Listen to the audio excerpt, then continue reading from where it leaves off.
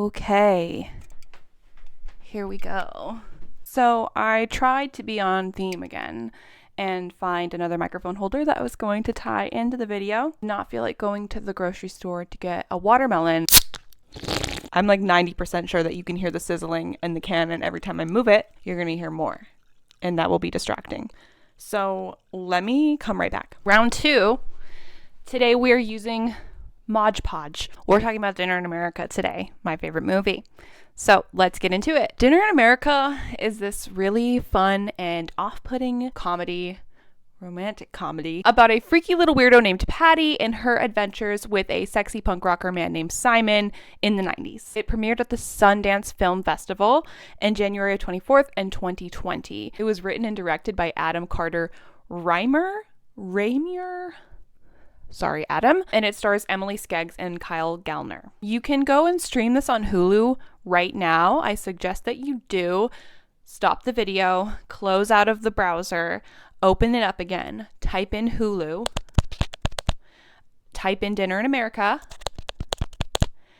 and devote the next 90-ish minutes of your life to watching and enjoying this movie. You should maybe watch the movie first before you watch this video.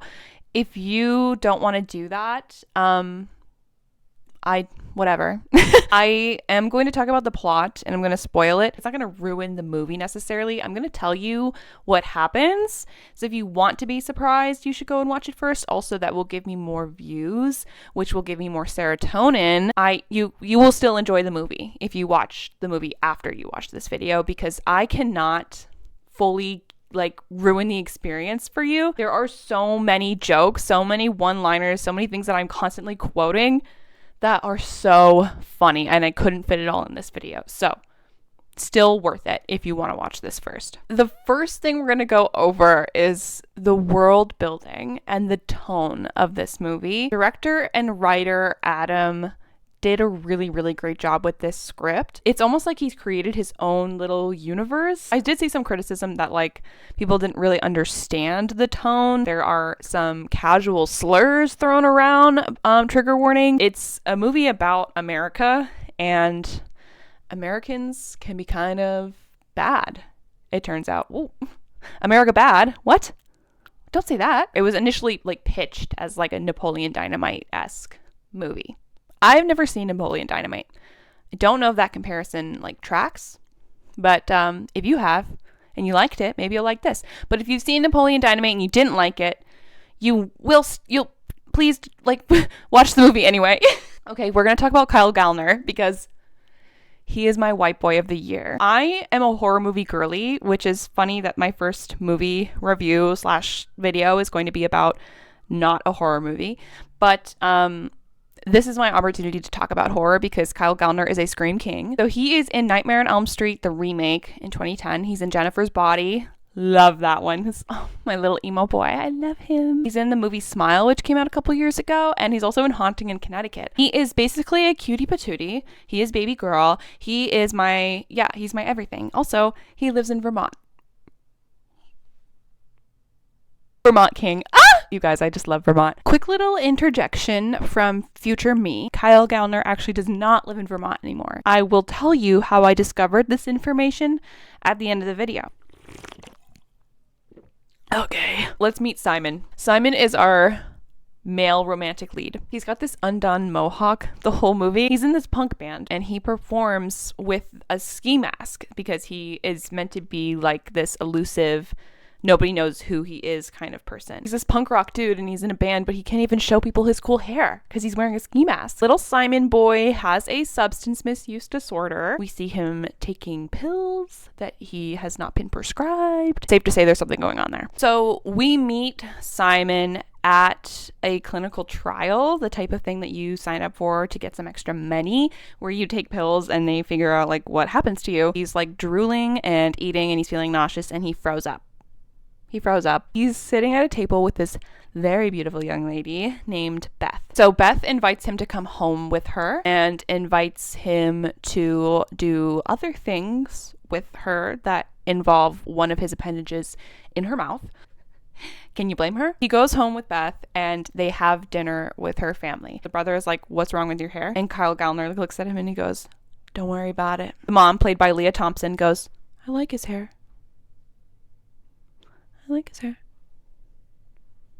Simon gets a second alone with Beth's mom, turns on some music, and she's like, come here, dance with me. So they start ferociously making out. Beth catches them, and she's all upset because she's like, what the fuck are you doing? Hubby and brother come in. Beth's mom says, he was taking advantage of me. Get out! Simon poured a bunch of flammable liquid of some kind around the home. He sets the house on fire. So, yep. Then we meet Patty, played by Emily Skeggs. I have never seen Emily Skeggs in a movie before, but she killed this role. Patty is one of my favorite characters of all time. Emily says that she based a lot of Patty off of who she really is if she wasn't raised with like a good family. Patty is our freaky little weirdo romantic lead, which is so cool and refreshing to see a character like this be portrayed the way that she is and just being herself. When we meet her, we get to see her have dinner with her family. This is where our first introduction to the catchphrase, you need to take it down a notch, because Patty gets all riled up and she starts screaming. Goes upstairs into her bedroom, turns on her boombox to a punk rock track by her favorite band, Psyops, starts flailing around, takes off her clothes, plops on the bed, uses her hand in her nether region to experience pleasure, takes a Polaroid of herself completing before the song is done. It's like a 2-minute long song. Girl, that was fast. Congrats. Might be a new record. Takes the Polaroid, stuffs it into a black envelope, addresses it to John Q, sends it in the mail. We learn that John Q is the lead singer, anonymous lead singer of her favorite band, Psyops. Maybe you remember me mentioning an anonymous lead singer of a punk band a little earlier. Next slide. So then they meet. Simon is running from the cops because he just set a house on fire, and he meets Patty in her smock with cat shit because she's just been fired from her pet shop job. He looks at Patty as an opportunity for him to hide from the police because nobody will think to find him or look for him there. He's like, you got someplace around here we can go? And she brings him home. Just lets this stranger into her house. The movie really begins when they meet each other. The writer and director, Adam, says that he was a student at UNL Nebraska Lincoln, and he used to see flyers to do clinical trial work for big chunks of money, like $3,000, which gave him the idea, a punk rock kid who was trying to fund his music career with clinical trial money. So he wrote that sketch, kind of tabled it, was writing other sketches based off of like a nuclear family where he created the character of Patty. Later on, decided to combine those two scenes and those two characters and asked himself what would happen if they met. And that's how we got this movie. So Patty has no idea, but Simon is really John Q, the lead singer of her favorite punk band. Simon finds out at one point that Patty has been the one sending him the Polaroids. He like has the letters like all stacked, like he's keeping them. Can you blame him? So Simon comes back to Patty's home with her and has dinner with her family. In order to get her family to agree to let him stay there, he makes up this whole story about how he is with the church. He just came back from a mission trip in Tanzania and he leads them in a prayer. So Patty brings him upstairs with her. She's like, thanks for including me in your prayer. I thought that was sweet. You actually bought that shit? And she's like, you told a lie? And he's like, yeah, I told a lie. And she's like, why would you lie about Tanzania? At one point, Simon says that if she ever wants anything from him, and he means sexually, just to let him know that he owes her a favor. And so she's like, can you bring me to this punk show this weekend to see the Alliance? Bunch of fucking posers. And she's like, well, I know, but like my favorite band of all time, Psyops, is opening for them and I need to see them. Like I have all of their records. He leaves her home to go and yell at his band about this show that they've apparently scheduled without his permission, which is an insane thing to do, by the way. I don't know if I've mentioned this, but I am in a band. This might come up for me in every single one of these videos, in every single conversation, because it is the coolest thing about me. Don't just like book a show without consulting your lead singer. How do you know that he's free? So how do you know he's a veil? Basically, they're trying to get signed by this label, and if they can get this more popular band to like them, then maybe it'll go well for them. They can have this bigger tour. Simon's not stoked on that because he thinks that the Alliance are a bunch of sellouts, essentially. That's what the rest of his band really wants. He is really stuck to his principles and his morals on this thing. He does not want to be associated with the Alliance. Next slide. So Simon is into Patty sexually. One thing that I love is that when he's flirting with her, it's never played up as like a joke. She's awkward. She wears this iconic American flag like romper. He would never normally be portrayed as the romantic interest of a movie. A character like her wouldn't be. But in this movie, it's really genuine and it's so cool to see. You also get the impression that Simon is kind of a whore. It actually makes perfect sense to me that these two characters would, you know, make sense together, or that he would be into her. Not only does he like know what the inside of her underpants look like because of the Polaroids, he also like is neurodivergent coded. So the movie never really outright says like a diagnosis for any of these characters. We know that Patty is on a lot of medications for something. You have one person with the type of diagnosis that maybe is easier to mask, where you have this other character like Patty who is more off-putting, but internally their brains sort of work and operate in similar ways, so that he sees her and is like, no, this is, we're the same. During their misadventures, Simon basically teaches Patty how to be a badass. We've seen her get bullied by these jocks in tracksuits. There's this dead cat in the front yard. So they go to get revenge on the jocks, and he brings the dead cat and the Polaroid, and he tells Patty to basically get them to come over, like away from the coach and away from their teammates, so he can knock them out and put the dead cat on them and take a picture. Jocks are running over. Simon is like, all right, now do something provocative. And she lays down and he's like, no, lay on your tummy. Brilliant screenwriting. Of course Simon says tummy. Of course he says tummy. He's my little baby girl. Simon gets revenge on the bullies. They go to the pet store. He gets revenge on the boss that fired her. They make out in a sandwich shop. Moving on. So this is kind of like the big event of the movie. This is what everything is leading up to. They go to Simon's parents' house that we find out is not allowed to be at. Brings her into the basement where he has all of this music equipment. One thing I love about Patty is that she is not afraid to be bad at something, because she sees the drum set and she's like, can I use it? Can I play the drum set? And he's like, yeah, sure. And she just goes over and starts hitting shit, and it sounds awful. This is where John Q reveals who he is. At first, Patty doesn't believe Simon that he is the lead singer of her favorite band, but then he shows her his ski mask and lets her smell it.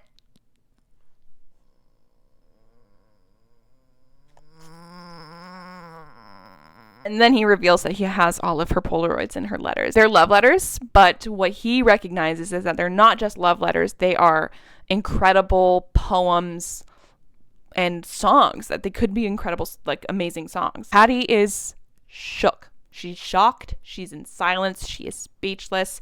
She cannot contain herself, launches at him and starts making sweet, passionate punk rock love with his ski mask on. Like I said, my girl's a little freaky weirdo, and we love her. He pulls out his favorite poem that she wrote for him. He's like, we're gonna make a song. And so all in like 20 minutes, he puts together a couple of chords on guitar, tapes it, has her sing. And this is incredible. When they were making the movie, the producers were kind of pressuring the director, Adam, a little bit by saying like, what is the song going to be? What is the song going to be? You know, it's like the important part of the movie. And Adam was really advocating for the fact that the song should come with the help of the actress who's going to play Patty. So while getting into character, Emily Skeggs was writing poems from the perspective of Patty. We sat down with the director and they just wrote this song together, and it's so good. Emily Skeggs has a musical theater background, and she can like really sing. Like, she can belt. But when they were recording the song, Adam encouraged her to sort of dial it down a little bit. Patty is a much smaller, shyer character, and so the way that she sings this song is absolutely perfect for her character. You can stream it. It's called The Watermelon Song. My band has performed it live because it's really good. They actually hired a band from Ontario, Canada called Disco Assault. So they wrote all of the like psyop songs. Dinner time! Dinner in America! I also learned that Kyle Gallner is really singing, and he rocks. He should be the front man of a band. Kyle, if you're watching this and you want to start a band, we could play a show together. I am going to send this to Kyle Gallner in a DM, just so you all know. So then Simon's family comes home, and we get to meet his lovely little nuclear family. His mother is not happy that he is there. We learn more about his drug addiction and get the sense that there has been some not great incidents between him and his family, and that they maybe are not super understanding of addiction. The flow of conversation in this dinner scene is so good. Every actor is so on point. The editing is on point. It's just line after line after line after line. Patty, after, having learned so much from Simon, she stands up for Simon, which is so cool because he's been standing up for her like a bunch of this movie, and she sees his family like treating him like this, and she's like, you are all being rude. At this point, like, we have seen people insulting Patty's intelligence. They're driving away, and Patty asks Simon, am I an R word? Insert slur for mentally disabled people here. He pumps the brakes. He says to her, he's like, you are not an, insert R word here, you are a total punk rocker. She's crying. Me too. I am too. She's like, I am. And he's like, yes, you are punk as fuck. She goes, can we listen to our song in here? And he's like, fuck yeah, we can. So now we're coming up to the big show, the big finale. Simon says he's going to take her on a date. He's going to take her to see PsyOps. They play at this little garage. He tells off the producer, who is like, why aren't you going to play with the Alliance? There are a bunch of bands would kill to play with the Alliance. He's like, I would rather fuck my own mom than play with the Alliance. So we see the band turn Simon in. They perform like 2 songs before the cops show up. There's no moshing. This movie does seem pretty authentic to punk culture. So Adam, why is there no moshing? Why is there no moshing? But we've got Patty in the front row. She's watching her man. She's freaking the fuck out. This is me at a show. She's literally like...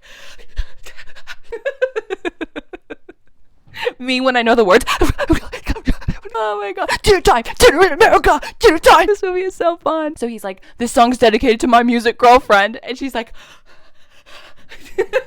getting all worked up. And then the cops come, bust the whole thing down. He's getting arrested. Like, how fucking unpunk is it to call the police? Gets shoved into the back of a cop car. Patty runs up and she's like, no, you can't take him. And she comes up to him. She's got a cigarette for him. She puts it in his mouth. He's got handcuffs on. And she's like, hey, Simon, when you said your music girlfriend, you were talking about me, right? He's like, yeah, I was talking about you. And she's like, hey, Simon, am I your real girlfriend now?